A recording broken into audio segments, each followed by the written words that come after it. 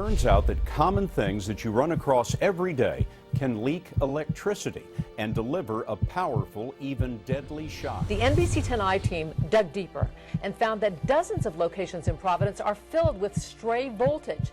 They could kill your pets or even you. Lamp posts, manhole covers, handrails, things you might walk by every day which could be hiding stray voltage. Think of this pole here on Mission Street as a live wire. I'm going to touch it with this ground lead to demonstrate just how much electricity is coursing through the pole. Back here in Illinois, it's hard to believe there are sidewalks across our area that are electrified.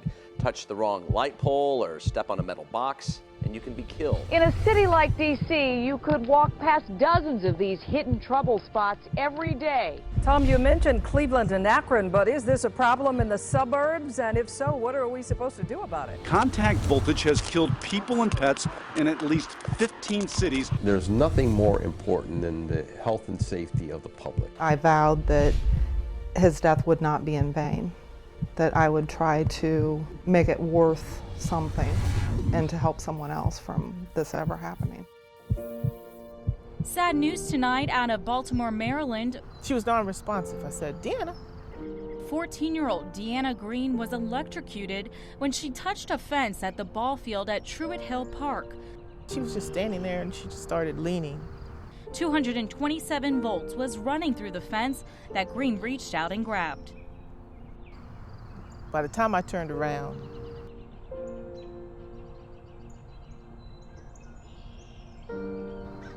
it was over.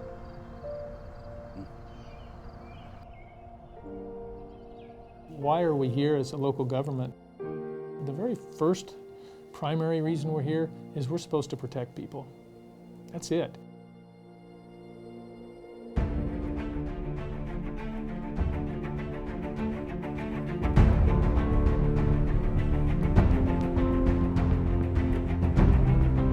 We got the word early that evening. The word is that we had a young girl who was in the downtown area who had become shocked. Her head was right here and her body was laying that direction. First responders got her away from the source of electricity, rushed her to the hospital and then on to medical treatment. That was a situation that truly woke us up with regards to potential hazards of electricity in our community.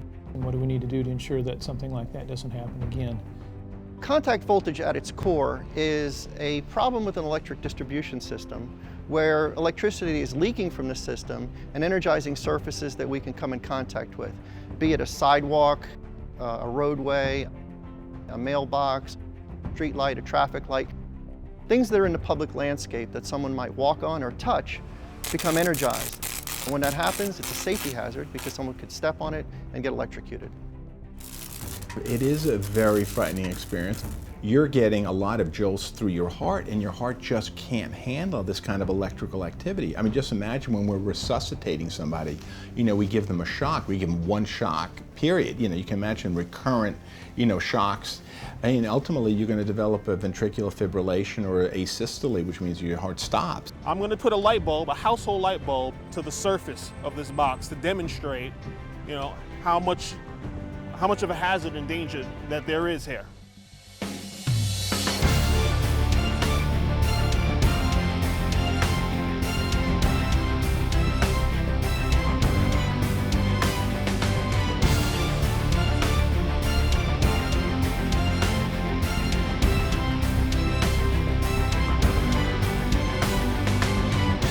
We found a street light here with 120 volts, same voltage you get in your house. As you can see on the street light, it actually sparked up when we were testing it. This will literally kill someone. Ever since I started doing this type of work, I tell family and friends, stay away from any metal structure, any street light, wherever you're walking. It can happen anywhere. Contact voltage, when you have an incident occurring where something has an electrical system either nearby it or inside it, the electrical system could be 120 volts, could be 240 volts. It can be very dangerous. And the problem is, even if you measure only 1 volt on a surface, and you might say, my flashlight battery has 1.5 volts. The problem is there shouldn't be any volts there. And even 1 volt is indicative of a defect in the underlying electric system in the area. I think we need to get the word out to make sure that we warn people of any contact voltage for everywhere with any children or anybody walks nearby. Contact voltage needs to be prevented, and everybody needs to have a warning that it could be a possibility that they could have it. This problem exists everywhere.